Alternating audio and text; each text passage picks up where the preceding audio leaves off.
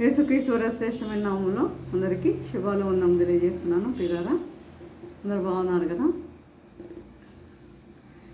చూడండి, మనము ఈరోజు ధ్యానించబోయే అంశం ఏంటంటే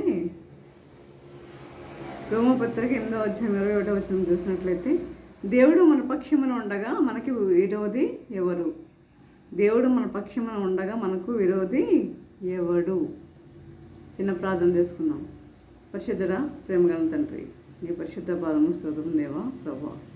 తండ్రి, ఇంతవరకు నాయన ప్రభా మమ్మల్ని సజీవులుగా ఉంచిన విధానాన్ని బట్టి నాయన మీకు వందనములు తెలియజేసుకుంటున్నాం దేవా ప్రభా.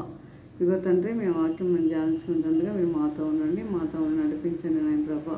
ప్రతి ఒక్కరి తండ్రి వినగల దేవుడు గ్రహించగల మనసును వాక్యానుసారంగా జీవించే జీవితం దయచేయండి నాయన తండ్రి ప్రభా. నన్ను నీ నోటికి బోరగా సాధనంగా వాడుకోనమని ప్రభా, మరి నీళ్ళు చాటు నన్ను మరుగుపరచమని మా ప్రభు నేసిన బ్రతిమారు వినమ్మగా పెట్టుకుంటున్నాను తండ్రి. ఆమేన్, ఆమేన్, ఆమేన్.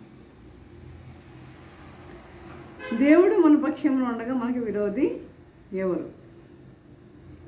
దేవుని బిడ్డలమైన మనకు దేవుడు ఇంత గొప్ప వాగ్దానాన్ని ఇచ్చినందుకు దేవునికి నేను స్తోత్రములు సమర్పించుకుంటున్నాను.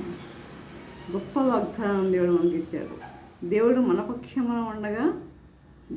పక్షమున ఉండగా మనకు విరోధి ఎవరు? గొప్ప వాగ్దానాన్ని దేవుడు మనకి అనుగ్రహించాడు పిల్లరా. కాబట్టి ఆయన మన పక్షమున ఉండగా మనకు విరోధులు ఎవరు ఉండరు. ఆయన మన పక్షమున ఉండగా మనకు విరోధులు ఎవరు కూడా ఉండరు, ఉండబోరు కూడా.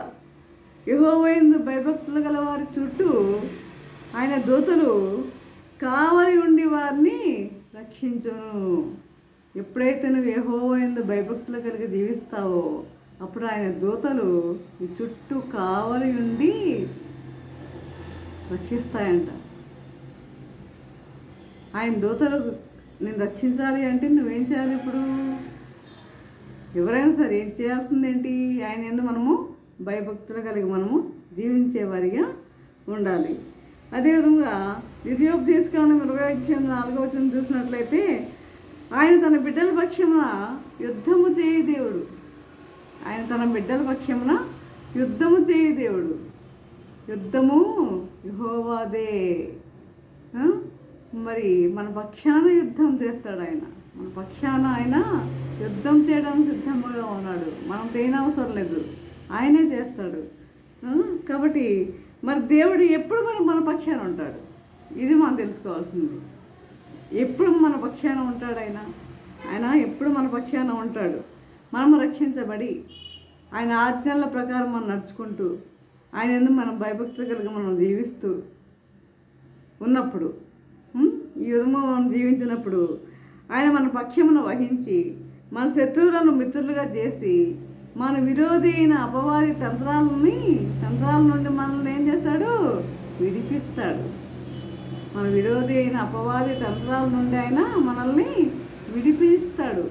ఇప్పుడు మనం రక్షణ పొంది ఆయన యందు ఆయన యందు భయభక్తి కలిగి మనం జీవించినట్లయితే, అంటే ఆయనతో సహవాసం చేసినట్లయితే, సహవాసం ఉందా? సహవాసం ఆయనతో సహవాసం అంటే ఏంటి? మాట్లాడటమే, దేవునితో మాట్లాడటమే. మాట్లాడటం అంటే ఏంటి? బైబిల్, దేవుని వాక్యం. ఆ వాక్యాన్ని చదవాలి, మనం ధ్యానించాలి. మనము ఉదయాన్నే లేవగానే మనం చేయాల్సింది ఏంటి? దేవుని వాక్యాన్ని మనం ధ్యానించేవారిగా ఉండాలి. అది సహవాసం అంటే. దేవునితో సహవాసం చేసేవారిగా ఉండాలి. మరి ఎంతమంది సహవాసం చేస్తున్నారు ఆ విధముగా? కాబట్టి ఈరోజు ప్రతి ఒక్కరు కూడా ఉదయంనే లేవగానే దేవుని వాక్యాన్ని మనము మరి ధ్యానించేవారిగా మనం ఉండాలి. ఇక చూసినట్లయితే చూడండి, దేవుని వాగ్దానాలన్నీ కూడా షరతులతో కూడినవే. దేవుని వాగ్దానాలన్నీ కూడా షరతులతో కూడినవే. అంటే చూడండి, ఆది కాండం నుండి ప్రకటన గ్రంథం వరకు సుమారు 8,000 వాగ్దానాలు ఉన్నాయి. ఆయన ఇచ్చిన వాగ్దానాలు 8,000 వాగ్దానాలు ఉన్నాయి. అవన్నీ ఎవరి కొరకు? తన బిడ్డలమైన మన కొరకే ఆయన మనకిచ్చాడు. అవన్నీ మనం స్వతంత్రించుకోవాలని ఆయన మనకి ఆ వాగ్దానాలన్నీ కూడా అనుగ్రహించాడు. ఫర్ ఎగ్జాంపుల్ చూడండి, మత్తయి సువార్త మనం చూస్తాం. అడుగుడి మీకు ఇవ్వబడును, వెతుకుడి మీకు దొరుకును, తట్టుడి మీకు తీయబడను అని ఉంది కదా. చాలామంది అనుకుంటారు అడగగానే దేవుడు ఇచ్చేస్తాడు, వెతకగానే మనం దొరుకుతుంది, అట్టగా తలుపు తీయబడుతుంది అన్నట్లుగా మరి అనుకుంటారు. కానీ దీనికి ఒక షరతు కూడా ఉంది. అంటే ఒక ప్రతిదానికి ఒక షరతు ఉంది. దేవుడిచ్చిన వాగ్దానాలన్నిటికీ కూడా ఒక షరతు అనేది ఉంది. అది మనం యోహాను సువార్త 15వ అధ్యాయంలో చూస్తాం. నా యందు మీరును మీ యందు నా మాటలు నిలిచి ఉండిన ఎడల మీకేది ఇష్టమో అడగండి, అప్పుడు అది మీకు అనుగ్రహించబడను. చూసారా ఎంత లోతైన భావమో, చూసారా ఆ వాగ్దానములో. అడుగుడి మీకు ఇయ్యబడను అనేది చూడగానే మాకు చాలా తేలిగ్గా కనపడుతుంది. మనకి దేవుడు మనకి ప్రార్థన చేసి అడగగానే ఇచ్చేస్తాడు కాబట్టి అనుకుంటాం కదా. మరి ఇక్కడ 15వ సువార్త 15వ అధ్యాయంలో ఏం చూస్తున్నాం మనం? నా యందు మీరును మీ యందు నా మాటలు నిలిచి ఉండిన ఎడల మీకేది ఇష్టమో అడగండి, అప్పుడు నేను మీకు అనుగ్రహిస్తాను అంటున్నాను. మరి ఆయన మాటలు మన యందు నిలిచి ఉంటున్నాయా? ఆయన మనము ఆయనలో మనం జీవిస్తున్నామా? ఈ విధంగా మనం జీవించే వారిగా ఉండాలి. ఇది షరతు అంటే ఇది, షరతు అంటే ఇది అన్నమాట. కాబట్టి మరి ఈ విధముగా చూడండి, మారు మనసు పొందిన దినాల్లో చాలా చాలా జాగ్రత్తగా ఉంటారు. అంటే చాలా భయపడుతూ మారు మనసు పొందాం, బాప్తిసం తీసుకున్నాము అనుకుంటూ చాలా మరి కొంతకాలం మంచిగా జీవిస్తూ ఉంటారు. ప్రారంభ దినాల్లో మంచిగా జీవిస్తూ ఉంటారు. తర్వాత నెమ్మదిగా వాళ్ళు ఏం చోటు చేసుకుంటుంది? నులివెచ్చనితనం అనేది చోటు చేసుకుంటుంది. ఏం చేసుకుంటుంది? నులివెచ్చనితనం అనేది చోటు చేసుకుంటుంది. అసలు నులివెచ్చనితనం అంటే ఏంటి? అసలు నులివెచ్చనితనము అంటే ఏంటి అంటే చూడండి, మనం ప్రకటన గ్రంథంలో 7 సంఘాలు ఉన్నాయి. 7 సంఘాలలో 7వ సంఘం ఇది, చివరి సంఘం లవోదికీయ సంఘం. లవోదికీయ సంఘం 7వ సంఘం. ఈ సంఘంలో ప్రభు మాట్లాడుతూ చెప్తున్న మాటలు ఇవి. నీ క్రియలను నేను ఎరుగుదును, నువ్వు చల్లగానైనా ఉండినా వెచ్చగానైనా ఉండినా మేలు. చల్లగానైనా ఉండు, లేదా వెచ్చగానైనా ఉండు, లేకపోతే నిన్ను నా నోట నుండి ఉమ్మి వేయ ఉద్దేశించుతున్నాను అంటున్నాడు. నువ్వు చల్లగానైనా ఉండు, వెచ్చగానైనా ఉండు, లేకపోతే నా నోట నుండి నిన్నేం చేస్తాను? ఉమ్మి వేసేస్తాను, అంతే. నా నోట నుండి ఉమ్మి వేస్తాను అంటున్నాడు. అంటే ఏంటి? అంటే చల్లగానన్నా ఉండు, వెచ్చగానన్నా ఉండు అంటే ఏంటి? చల్లగా అంటే చూడండి, ఈ లోకంతో రాజీ పడిపోతాం అనమాట. రాజీ పడిపోయి జీవించడం ఈ లోకంతో. వెచ్చగా ఉంటే దేవుని ఆత్మతో మనము కలిసి జీవించే వారిగా ఉండాలి. మరి ఈ విధముగా చల్లగానన్నా ఉండు, వెచ్చగానన్నా ఉండు, నా నోట నుండి నిన్ను ఉమ్మి వేస్తాను అంటున్నాడు. మరి మన జీవితం ఎలా ఉంది? చల్లగా ఉందా, వెచ్చగా ఉందా? అటు లోకము కావాలి మనకి, ఇటు ఏం కావాలి? దేవుడు కూడా కావాలి. రెండు కావాలి మనకి. మనము ఏది కూడా వద్దని చెప్పలేం. ఇటు లోకంతోనూ మనకి బాంధవ్యాలు ఎక్కువగా అవసరమే. ఇటు దేవుడు కావాలి, చర్చి అంటూ పరిగెడుతూనే ఉంటాం. కానీ దేవునికి ఇది ఇష్టమైనది కాదు. ఏమంటున్నాడు? అటైనా ఉండు, ఇటైనా ఉండు, చల్లగానన్నా ఉండు, వెచ్చగానన్నా ఉండు, లేకపోతే నిన్ను నా నోటి నుండి ఉమ్మి వేస్తాను అంటాడు. కాబట్టి మీరు ఎలా ఉండాలన్నది మీరు ఇప్పుడు అర్థం చేసుకొని మరి మీరు డిసైడ్ చేసుకోవాలి. మీరు నిర్ణయించుకోవాలి ఎటు ఉండాలి, మన జీవితం ఎటు ఉండాలి, ఎలా సాగిపోవాలి, మనం దేవుల్లో ఉందామా లేకపోతే లోకంలో ఉందామా అనేది మీరు నిర్ణయించుకోవాలి. కనుక చూడండి, అయితే నులివెత్తనితనము మనలో ఏం చేస్తుందట? ఆక్రమించుకుంటుందన్నమాట. ఎప్పుడు నిర్లక్ష్యము ప్రవేశించి రాను మరమస్పదం 9 రోజులు బాగానే ఉంటాం, రాను ఏం చేస్తుంది? నిర్లక్ష్యం అనేది మనలో వచ్చి నులివెత్తనితనం అనేది మనలో ఆక్రమించుకుంటుంది. కాబట్టి దేవుని వాక్యాన్ని బట్టి దినదినము మనం సరి చేసుకోవాలి. దేవుని వాక్యాన్ని మనము ధ్యానిస్తున్నాం కదా, ఆ వాక్యాన్ని బట్టి మన జీవితాన్ని మనం ఏం చేయాలి? సరి చేసుకోవాలి. చెప్పినవారు ఇప్పుడు చర్చెస్కి వెళ్తున్నాము, అనేక చోట్ల వాక్యాన్ని వింటున్నాం, టీవీ తెరిస్తే అన్ని ఛానల్స్లో దేవుని వాక్యాలు వినపడుతున్నాయి. మరి ఆ వాక్యాన్ని బట్టినా మన జీవితాన్ని ఏం చేసుకోవాలి? సరి చేసుకోవాలి. సరి చేసుకోమని చెప్తున్నాడు. కనుక సరి చేసుకొని దినదినము మనం సరి చేసుకొననీచో మన పక్షమున ఉండి మనల్ని కనుపాపు అనే కాపాడిన దేవుడే మనకేమవుతాడంట? విరోధి అయిపోతాడంట.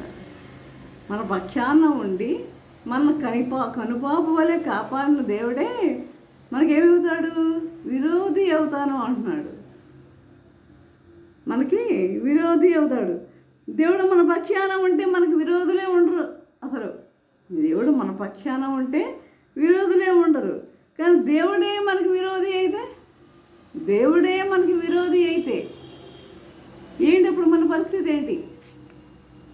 దేవుడే మనకి విరోధి అయితే మన పరిస్థితి ఏంటి? ఒకసారి అర్థం చేసుకోండి. అది వెంటనే మీకు తెలియదు. అది రాను మీకు అది మీకు అర్థమవుతుంది. కనుక మనం చూసినట్లయితే మనకు అసలు దిక్కే ఉండదు. దేవుడే మనకు విరోధి అయితే మనకు దిక్కే ఉంటుంది అన్నమాట. చూడండి, యెషయా గ్రంథం 63:10 చూస్తున్నాము. ఆయన వారిని ఎత్తుకొనుచు మోసుకొనుచు వచ్చాను. ఆయన వారిని ఎత్తుకొనుచు మోసుకొనుచు వచ్చాను. ఎవరిని? ఇశ్రాయేలీల్ని. అంటే ఆయన మరి ఇశ్రాయేలీల్ని ఎలా తీసుకుని వచ్చాడు? ఆయన ఎర్ర సముద్రాన్ని 2 పాయలుగా చేసి తీసుకుని వచ్చాడు. ఎర్ర సముద్రాన్ని 2 పాయలుగా చేసి తీసుకుని వచ్చాడు ఈ ఐగుప్తు నుండి, వారి బానిసత్వం నుండి విడిపించి. అంటే చూడండి, సముద్రము తేల్చడం అంటే ఎవరి పని కాదు. ఒక సర్వశక్తిమంతుడైన ఆ ప్రభువుకు తప్ప ఎవరికి కూడా సాధ్యము కాదు అది. అదే చూడండి, మరి అన్ని లక్షల మంది దగ్గరగా 20 లక్షల మంది మందలు కావచ్చు, పిల్లలు కావచ్చు, పురుషులు కావచ్చు, స్త్రీలు కావచ్చు, మొత్తం అందరూ కలిసి దగ్గర 20 లక్షల మంది అవ్వచ్చు. మరి వీరందరూ రావాలంటే సముద్రంలో నుంచి రావాలంటే ఎలా ఎలా ఎలా ఈ మరి పాయలు చేసినట్టు దగ్గరగా ఒక ఫిలాసఫర్ అయితే అంటే బైబిల్ పండితుడు ఇది రాస్తుంది ఏంటంటే 2 కిలోమీటర్స్ డిస్టెన్స్లో దాన్ని పాయలు చేసినట్లుగా రాశాడు. 2 కిలోమీటర్స్ డిస్టెన్స్ అనమాట. అంటే ఆ 2 కిలోమీటర్స్ ఆ పక్క ఈ పక్క గోడల వలె కట్టేశాడు అనమాట. ఆ పక్క ఈ పక్క దేవుడు గోడల వలె కట్టినట్లుగా చూస్తున్నాము. ఆ యొక్క దారిలో నుంచి వాళ్ళు అలా వచ్చేసారు. చూడండి ఎంత గొప్ప అద్భుతం! అసలు బైబిల్ గ్రంథంలోనే గొప్ప అద్భుతం ఏది అంటే నిర్గమకాండములు 14వ అధ్యాయము ఇదే. ఎర్ర సముద్రాన్ని 2 పాయలుగా చేయడమే. ఇది గొప్ప అద్భుతం ఇది. కనుక మరి ఇది ఎంత భయంకరమైంది! ఎర్ర సముద్రము పాయ వెలుగుట చూసిన ఇశ్రాయేలీలు వాళ్ళందరూ చూశారు. కానీ వాళ్ళు ఏం చేశారు? ఆయన మీద తిరుగుబాటు చేసి విశ్వాసం ఉంచలేదు. ఆ ప్రభు మీద విశ్వాసం ఉంచకుండా ఏం చేశారు? ఆయన మీద తిరుగుబాటు చేసి మరి ఆయన దుఃఖపెట్టినప్పుడు ఆయన వారికి విరోధి ఆయనని తెలుసుకుంటాం. మనకి విచారకరము. ఆయన వారికి ఏమయ్యాడంట? విరోధి అయ్యాడంట. ఆయన వారికి విరోధి అయ్యాడు. కనుక చూడండి, ఎఫెసీయులకు రాసిన పత్రిక 4వ అధ్యాయం 30లో చూసినట్లయితే పరిశుద్ధాత్మను దుఃఖపెట్టకూడని వ్రాయబడి ఉంది. ఆయన బహుసాత్వికుడు కనుక ఆయన దుఃఖపడతాడు కానీ మనల్ని నశింపజేసే దేవుడు కాదు.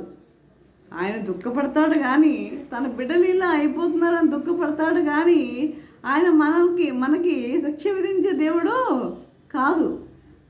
ఆయన మనల్ని నశింపజేసే దేవుడు కాదు. సణుగుడు ఆయనకు దుఃఖ పెడుతుంది. సణుగుడు ఈ ఇశ్రాయేల్లో ఉన్నదంతా ఏంటి? సణుగుడు గొణుగుడు ఇదే ఇశ్రాయేల్లో ఉన్నదంతా. ఈ సణుగుడు ఆయన దుఃఖ పెడుతుంది. కనుక మనం స్త్రీలు చాలామంది ఎట్లా గొణుగుతూ ఉంటారు ఇంట్లో. ఇల్లు లేదు, నగలు లేవు, లేకపోతే చీరలు లేవు అని చెప్పి స్త్రీలు గొణుకుతూ ఉంటారు సహజంగా. కనుక ఈ విధంగా గొణుకుతూ ఉండటం కూడా దేవునికి ఇష్టం లేదు ప్రియులారా. ఆ విధంగా ఉండొద్దు అని కూడా దేవుని వాక్యము తెలియజేస్తుంది. కాబట్టి ఎఫెసీయులకు రాసిన పత్రిక 4:30 చూసినట్లయితే, వినివారికి మేలు కలుగునట్లు క్షేమాభివృద్ధికరమైన అనుకూల వచనమే పలుకుడి. వినివారికి మేలు కలుగునట్లు క్షేమాభివృద్ధి అయిన అనుకూల వచనమే పలకండి. ఎవరి కీడు మనం కోరుకోవద్దు. వారికి మనం తినట్లేదు, మన వాళ్ళు తినటం లేదు. మనం ఎవరి కీడు కూడా మనం కోరుకునే వారిగా ఉండొద్దు. ఆ యొక్క ఆలోచన మన హృదయాంతరాల్లోకి మనకు రాకూడదు. కనుక అనుకూల వచనమే పలుకుడు, కానీ దుర్భాష ఏదైనా మీ నోట రానీకుడి. దుర్భాషలు రానియద్దు. బూతులు, సహజంగా చాలామంది బూతులు మాట్లాడుతూ ఉంటారు, బూతులు. కనుక ఈ నోట రానీకుడి. దేవుని పరిశుద్ధాత్మను దుఃఖపరచకుడి.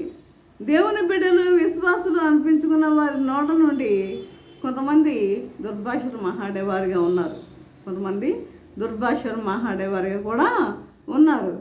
కనుక చూడండి, నోటి మీద జయం ఎంత త్వరగా వచ్చేది కాకపోయినా మనం నాలుగును స్వాధీనం చేసుకోవడము చాలా కష్టం కదా. ఏం నోటు నరమలే నాలుగే కదా, ఏముంది, ఇష్టమొదట మాట్లాడుతుంది కదా. కనుక ఈ నాలుగును మనం ఏం చేయాలి, స్వాధీనము చేసుకోవాలి, సాధు చేసుకునే వారిగా ఉండాలి మన నాలుగును. కనుక స్వాధీనం చేసుకోవడానికి ప్రయత్నించడం వల్ల కొంతవరకు చేయించగలము. ఒక్కోసారి మనకి ఏమన్నా విసిగించినప్పుడు, పని వాళ్ళు విసిగించినప్పుడు, లేదా పిల్లలు విసిగించినప్పుడు మనం ఏం చేస్తాం, ఏదో ఒకటి గట్టిగా అరవడమో చేయటమో ఏదో ఒకటి చేస్తూ ఉంటాం. నోరు దారి కూడా చెడ్డ మాటలు అంటూ కూడా ఉంటాం. కనుక అది పరిశుద్ధాత్మని ఏం చేస్తుందట, దుఃఖపరుస్తుంది. పరిశుద్ధాత్మని దుఃఖపరుస్తుంది. కాబట్టి దీనికి మూల కారణం ఏంటి, ఇలా మా నాలుకను ఇలా కంట్రోల్ చేసుకోలేకపోవడానికి మూల కారణం ఏంటి అంటే కోపం. ఈ కోపం వల్లే ఇవన్నీ మనలో వస్తున్నాయి. ఇక ఒక విషయం చెప్పి ముగిస్తా. చూడండి, యాకోబు పత్రిక 4:4 చూసినట్లయితే, ఎవడు లోకంతో స్నేహం చేయకూడదో వాడు దేవునికి శత్రువగును. ఎవడు లోకంతో స్నేహం చేయకూడనో వాడు లోకమునకు శత్రువగును. దేవునికి శత్రువగును. ఎవడు లోకముతో స్నేహము చేయగోరును వాడు దేవునికి శత్రువగును. లోకమునైనను వాటిలో ఉన్నదాన్నైనను ప్రేమించకూడదు. లోకములో ఉన్నదాన్నైనను మీరు ప్రేమించొద్దు. అంటే ఏ వస్తువును మీరు ప్రేమించొద్దు,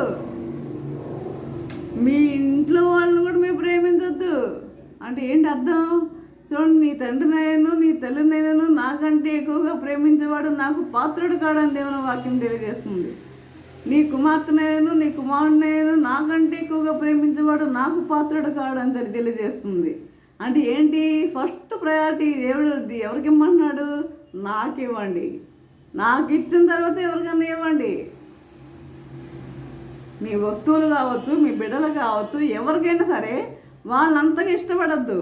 దేవుని తర్వాతే వారికి రెండవ స్థానం. ప్రథమ స్థానం ఎవరికంటే దేవునికే మనం ఇచ్చేవారిగా ఉండాలి. కాబట్టి చూడండి, డబ్బు అవసరమే, డబ్బు సంపాదించద్దని దేవుడు చెప్పట్లేదు. కానీ అక్రమమైన మార్గంలో డబ్బు సంపాదించేవారిగా మనం ఉండొద్దు. డబ్బు అవసరమే, కానీ అక్రమంగా సంపాదించేవారు కొంతమంది ఉంటారు, లంచాలు తీసుకునేవాడు కొంతమంది ఉంటారు, వడ్డీ వ్యాపారం చేసేవాడు కొంతమంది ఉంటారు. ఇలాంటి మార్గాల్లో చేసేవాళ్ళంటే దేవునికి ఇష్టము ఉండదు. కనుక దాని మీద ప్రేమ పెట్టినప్పుడు దేవుని మీద ప్రేమ క్రమక్రమంగా ఏమైపోతుంది, తొలగిపోతుంది. అంతే కదా. ఈ డబ్బు మీద ఎక్కువ ప్రేమ పెట్టదు అనుకోండి, మీకు దేవుడి మీద ప్రేమ ఉంటుందా, ఉండదు. మీరు బిడ్డల మీద ఎక్కువగా ప్రేమ పెడతారు అనుకోండి, మీరు దేవుణ్ణి మీరు స్తుతించగలరా, ఉండదు. దేవుని మీద ప్రేమ తొలగిపోతుంది. కనుక చూడండి, మనం లోతు భార్యను చూస్తాం. లోతు భార్యను మరవద్దు మనం. దేవుని గ్రంథంలో నయోమి చెప్తుంది, దేవుడు నాకు విరోధి ఆయను అని. దేవుడు నాకు విరోధి ఆయను అంటుంది నాయోమి. ఎందుకు దేవుడు విరోధి అయ్యాడు? కరువు వచ్చింది. కరువు వచ్చినప్పుడు కరువు వచ్చినప్పుడు నేను వెళ్తే తప్ప అని కూడా ఆ మాట చూస్తున్నాం. అంటే కరువు వచ్చినప్పుడు ఆమె మోయాబీయుల దేశానికి వెళ్ళింది. ఏ దేశానికి? మరి దేవుని బిడ్డలు ఉన్న దేశానికి వెళ్ళిందా? కాదు. విగ్రహారాధనకు సంబంధించిన దేశానికి వెళ్ళింది. విగ్రహారాధన అంతా విగ్రహారాధికులు అంతా మోయాబీయులంతా అక్కడికి వెళ్ళింది. అదే నువ్వు దేవుణ్ణి ప్రార్థించినట్లయితే దేవుడు నీకు తెలియజేసేవాడు కదా, నువ్వు ఎక్కడికి వెళ్ళాలి అన్న అన్న విషయాన్ని ప్రభు నీకు తెలియజేసేవాడు కదా. కాబట్టి దేవుణ్ణి అడిగి దేవుని సంకల్పం ఏంటో తెలుసుకొని అప్పుడు నువ్వు బయలుదేరి ఉండాల్సింది. అంతేగాని అక్కడికి వెళ్ళి ఏం చేసింది? అన్నీ పోగొట్టుకుంది, సమస్తం పోగొట్టుకుంది. అక్కడికి వెళ్ళి మరి తన భర్తను పోగొట్టుకుంది, తన కుమారులు ఇద్దరిని పోగొట్టుకుంది. చివరిగా ఒక్కతే ఒంటరిగా మిగిలింది. చూసారా? మరి కాబట్టి దేవుణ్ణి ప్రార్థించకుండా మనం ఏ పని కూడా మనము చేసేవారిగా ఉండొద్దు. దేవుణ్ణి ప్రార్థించాలి. కనుక ఆ శాపగ్రస్తమైన విగ్రహారాధన దేశానికి వెళ్ళకుండా నడిపించి ఉండేవాడు దేవుడు. అతడికి వెళ్ళి ఏం చేసింది? సమస్తాన్ని ఆమె కోల్పోయింది. కాబట్టి దేవుని చిత్తం తెలుసుకోకుండా మన సొంత జ్ఞానాన్ని బట్టి మనం నడుచుకుంటే ఏముంటాయి? మనకి కష్టాలు ఉంటాయి.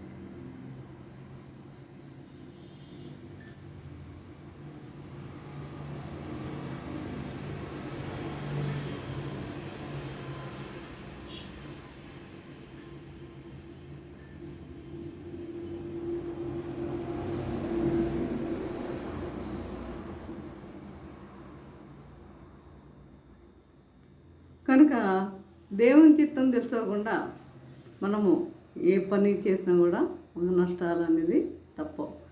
కాబట్టి మనము దేవుని చిత్త ప్రకారం జీవించే వారిగా ఉన్నాం. ఆ విధంగా జీవించడానికి మా పరిశుద్ధాత్మ దేవుడు సహాయం చేసి నడిపించను గాక. ఆమేన్. ప్రార్థన చేసుకున్నాం. పరిశుద్ధుడ ప్రేమగల తండ్రి, నీ పరిశుద్ధ పాదం స్తోత్రం దేవా ప్రభా. తండ్రి ఇంతవరకు నేను ప్రభా నీ వాక్యం ద్వారా తండ్రి మాతో మాట్లాడిన విధానం బట్టి నాయన మీకు మనం తెలియజేసుకుంటున్నాం తండ్రి. ఇదిగో నాయన ప్రభా, మీరు మా పక్షంలో ఉండగా మాకు విరోధాలు ఎవరు ఉండరు నాయన ప్రభా తండ్రి. తండ్రి మీరు మా పక్షాన ఉండాలని తండ్రి నేను భయభక్తులు కలిగి జీవించాలని మీరు తెలియజేస్తున్నాను నాయన ప్రభా. ఆ విధంగా జీవించడానికి నీ కృపను అనుగ్రహించమని నజరేయుడైన యేసు మృతుమాలు వినమ్రంగా వేడుకుంటున్నాం తండ్రి. ఆమేన్. తండ్రి అయిన దేవుని ప్రేమయు కుమారుడైన యేసుక్రీస్తు కృపయు పరిశుద్ధాత్మ కన్యను సహవాసము సకల దేవుని సదాకాలము ప్రభా. తండ్రి ఎంతమంది ప్రభా వాక్యం విన్నారు ప్రతి ఒక్కరికి తోడు నిలిచిండును గాక. ఆమేన్. ఆమేన్. ఆమేన్.